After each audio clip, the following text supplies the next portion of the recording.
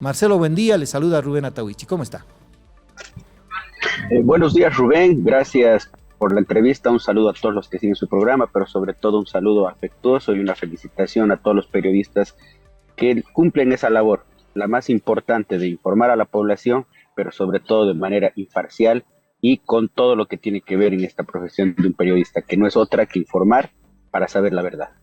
Así es, hacemos ese intento todos los días y el resultado obviamente es que por lo menos tenemos quienes nos leen, quienes nos siguen, quienes comentan nuestras noticias, quienes también confrontan lo que escribimos y bueno, mientras no mintamos a la población, todo va a estar bien. Marcelo, es de no acabar este tema de las elecciones judiciales. Lo vamos discutiendo contigo y como también, disculpe que te tutee, Marcelo, el, desde el año pasado. Una y otra entrevista, una y otra conversación, uno y otro debate, siempre el tema central es elecciones judiciales. En abril del año pasado, recuerdo muy bien, habíamos abordado este tema con una serie de legisladores de oposición y de oficialismo, y la respuesta era, hay tiempo suficiente. Pero ahora, un año después, todavía se sigue diciendo, hay tiempo suficiente, después de que magistrados y consejeros electos en 2017 han sido prorrogados. ¿Habrá un límite, Marcelo, para este asunto tan importante para el país?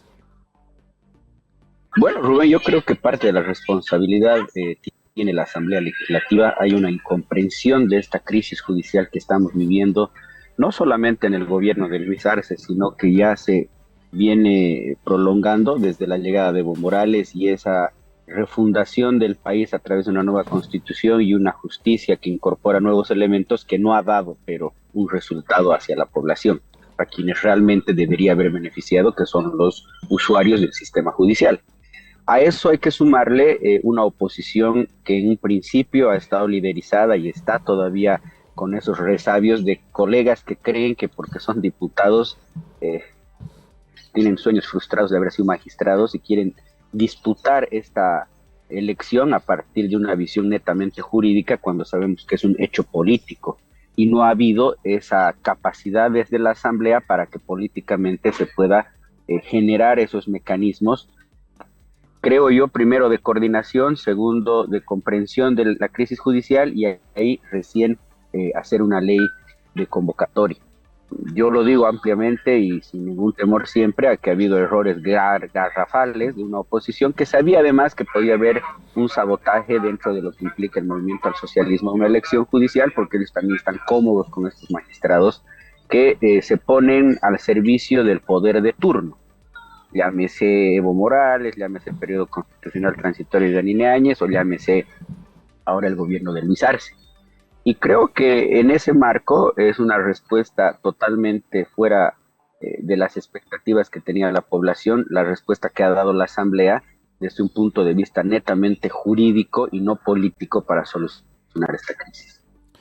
Ahora, cierto, es mucho tiempo. Parte del origen de este problema es la atomización política con que Marcelo Pedraza siempre ha estado coincidente.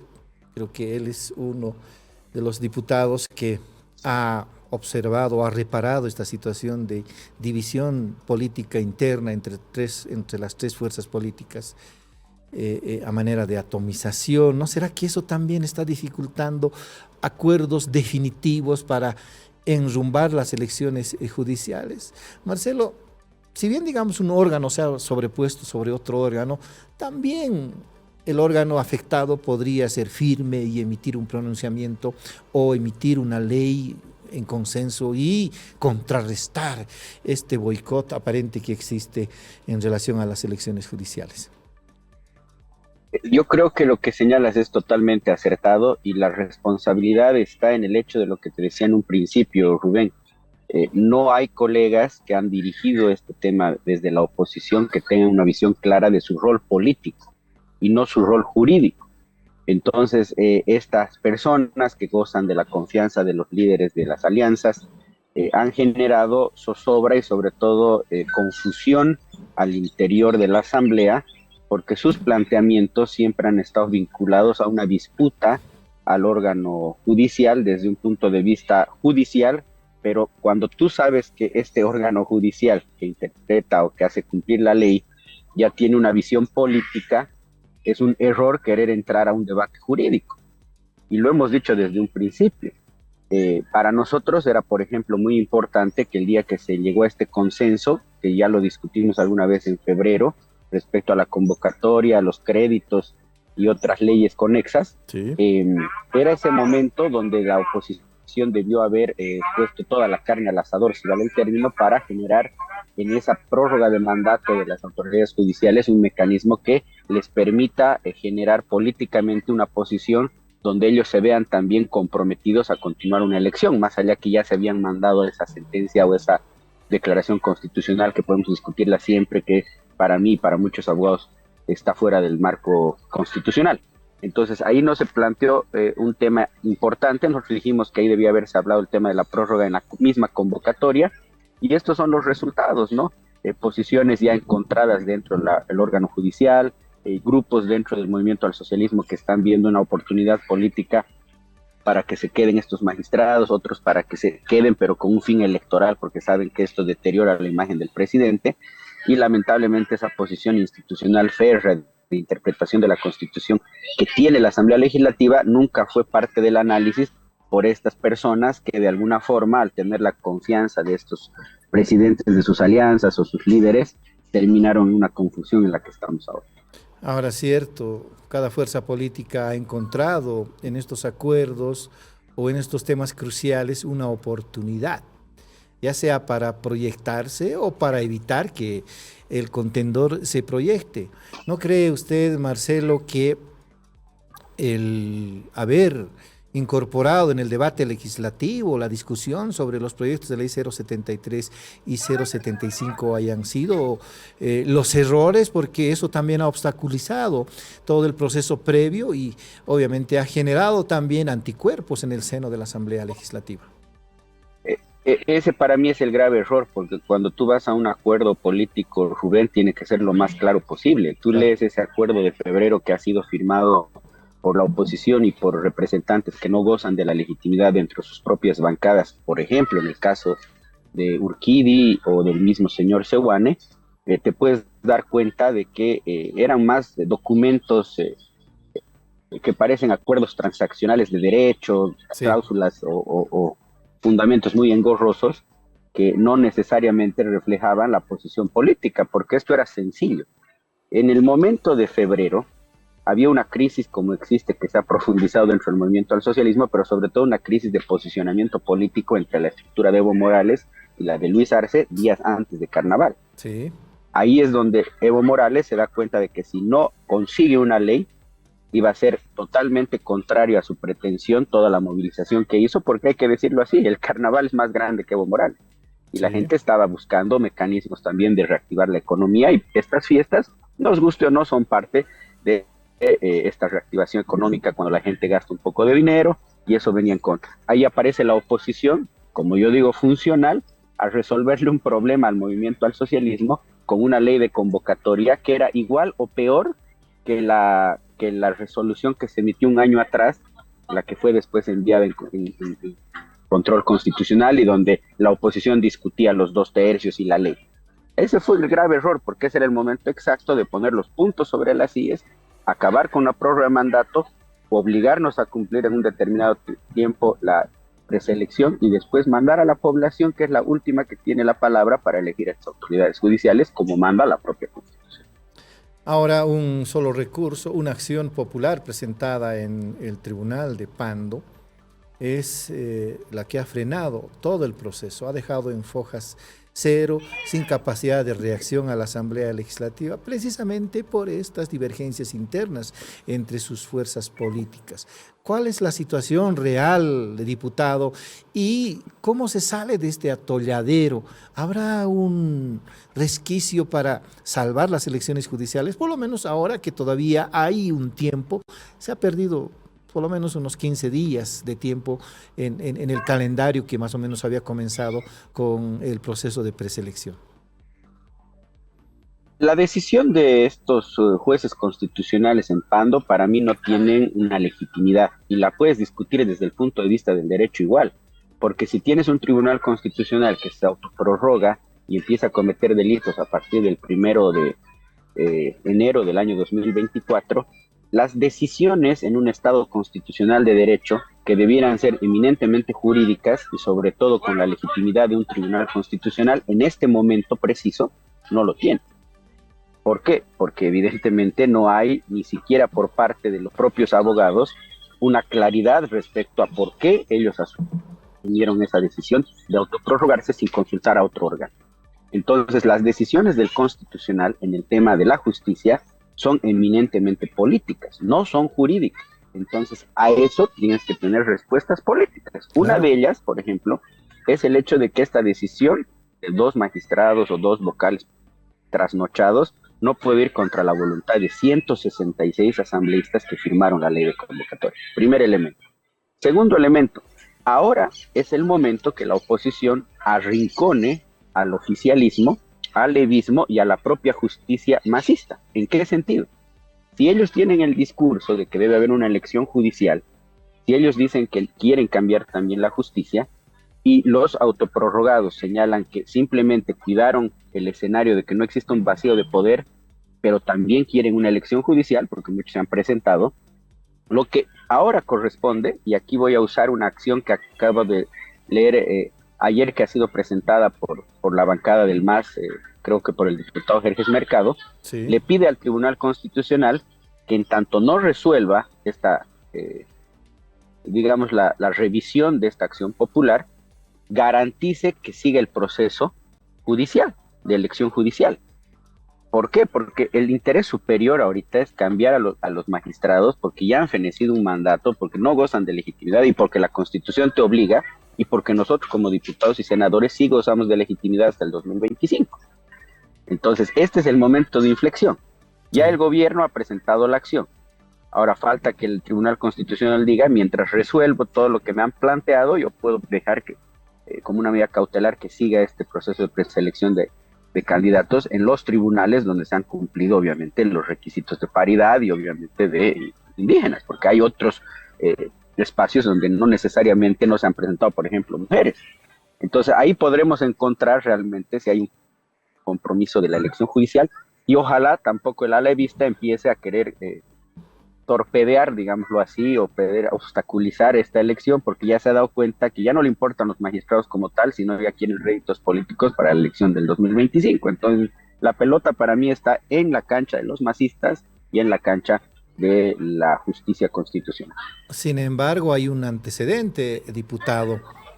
En el recurso que el año pasado presentó el diputado Leonardo Ayala, el Tribunal Constitucional se dio el tiempo límite para tomar su determinación, habiendo necesidad de que el proceso debía apurarse.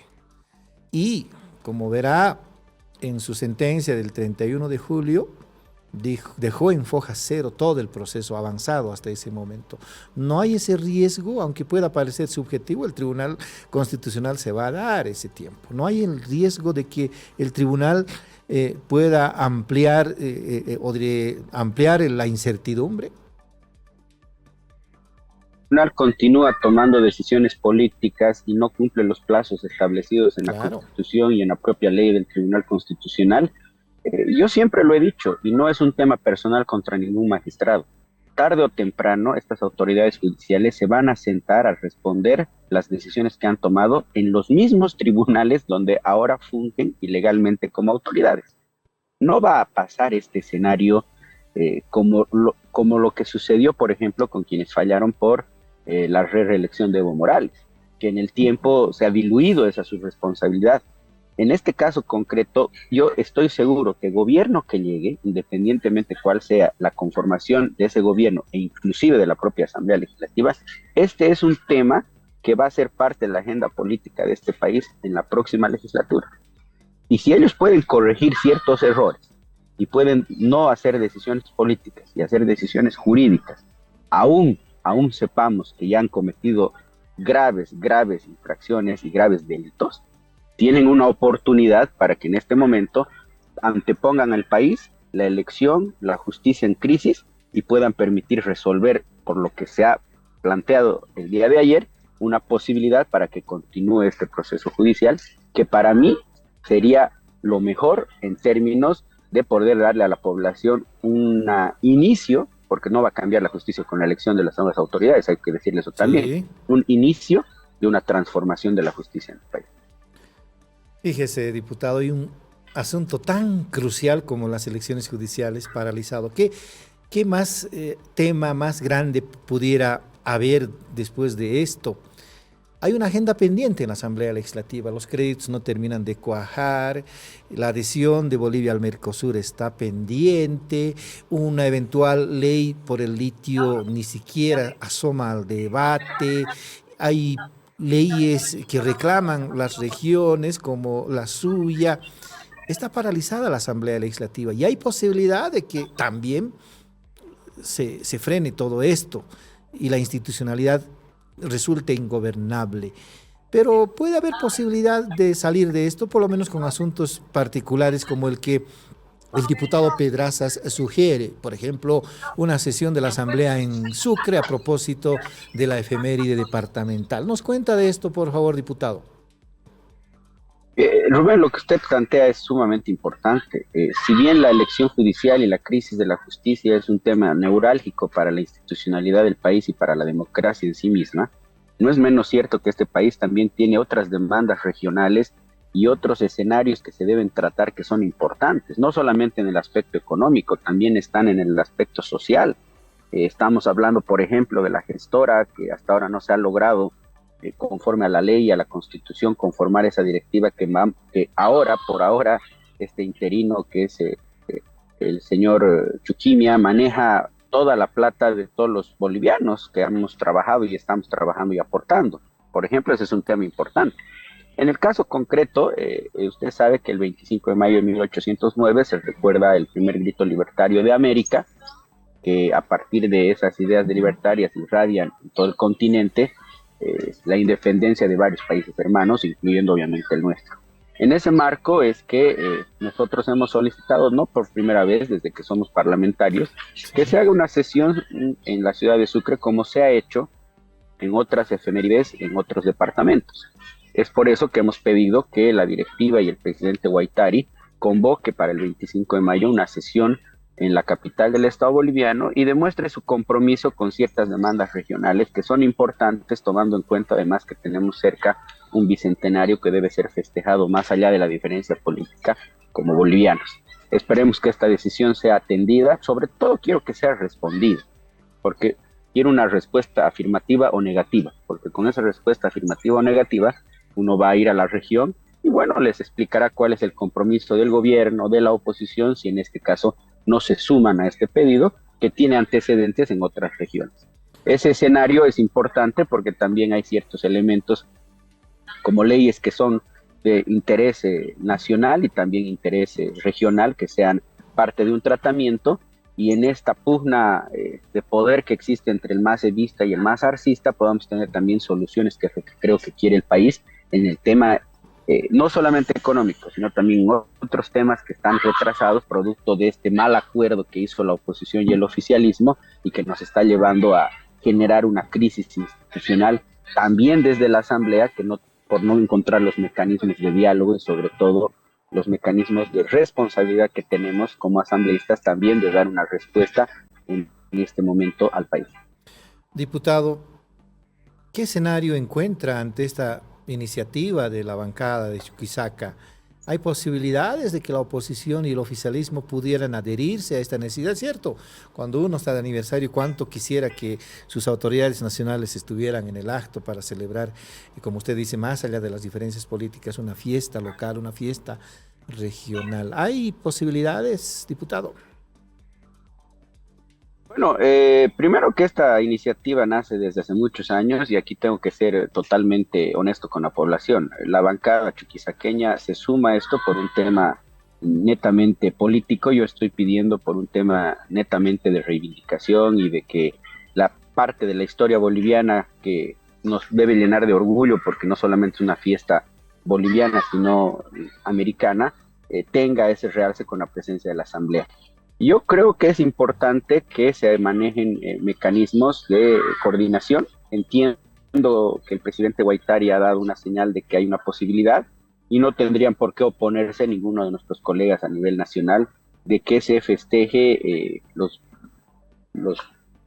el 25 de mayo, mejor dicho, el tema de Chuquisaca, no es su efemérides, es el primer grito libertario, pero que es una fecha muy importante para nosotros como chuquisaqueños, y en ese marco, bueno, nos digan al país, pues los colegas de la Asamblea en la Cámara de Diputados, tanto el presidente Guaitari como la directiva, que supuestamente son la gente que representan a todas estas fuerzas políticas que tienen representación en la Asamblea, si están de acuerdo o no, con reafirmar sus compromisos con una región que por demás los necesita y que ha sido muy golpeada por esta crisis económica y muy golpeada también por un gobierno de Evo Morales que nos ha estigmatizado sin razón, más ha sido un tema político de una ciudad y de un departamento que los va a recibir con los brazos abiertos en un lugar donde no existe racismo y donde más bien necesitamos de la ayuda de los demás departamentos, hermano. Diputado, ¿sesión de diputados o sesión de asamblea legislativa? ¿Y qué agenda plantean Sesión para... de diputados, porque es lo más cercano que tenemos de poder coordinar. La pregunta es, en este momento, si tienes una asamblea también dividida, con un evismo en la Cámara de Senadores, un narcismo en la Cámara de Diputados, una oposición pendular que le ha jugado a los dos extremos y estos son los resultados, yo prefiero dedicarme a conseguir estos consensos en la Cámara que yo represento. ¿Qué agenda se plantea para esta sesión, diputado? Bueno, el tema es que tenemos varios escenarios importantes, de hecho hay varias leyes desde que van que están paradas, como el tema de la protección a los menores de edad, hay temas incluso que tienen que ver con la asistencia familiar, hay temas que están en tema económico y proyectos que son necesarios para Sucre y Chuquisaca que están parados hace más de 6 meses. Creo que esos tienen que ser parte de la agenda para mostrar también una respuesta al país. El tema de la justicia es importante, el tema de la justicia genera un caos institucional y sobre todo un estado donde la población no confía en las decisiones judiciales, que es importante analizarlo y qué mejor no darle una solución en la sede también del órgano judicial. Claro. Yo creo y soy firme convencido para mí que ahora, por lo que le digo, o sea, hay una acción popular que tiene que ser revisada en el Tribunal Constitucional. Hay una solicitud de un diputado arcista que dice que se aplique medidas cautelares para que continúe el proceso y hay una bancada de vista que en teoría quiere una elección judicial. Entonces el compromiso se tiene que reafirmar de aquello y presionar desde la Asamblea Legislativa en su Cámara de Diputados a una respuesta de este Tribunal Constitucional que se ensalza de ser legal, que se ensalza de que administra justicia, que se ensalza de que apoya la elección judicial y este es el momento preciso, es decir, deberíamos ir a Sucre a definir este tema de la justicia, pero dando soluciones al país y mostrando con un ejemplo desde la capital qué podemos hacer por las demás regiones del país. Entonces se plantea no solamente una agenda local, sino una agenda nacional. Ojalá que el cabildeo que queda pendiente de aquí al 25 de mayo pueda resultar óptimo, porque cierto, también hay que trabajar con colegas, seguramente diputados, hay que trabajar con colegas del Senado, si es que hay posibilidad de que también hubiera asamblea, hay que trabajar con el mismo gobierno a través del Viceministerio de Coordinación Gubernamental. Dura tarea, pero ojalá se dé esta posibilidad, diputado. Le agradecemos la deferencia que siempre tiene con La Razón Radio. No, para mí siempre un gusto, Rubén. Yo creo que el país necesita que se le solucione los problemas a la gente. No tenemos que traer más problemas al país.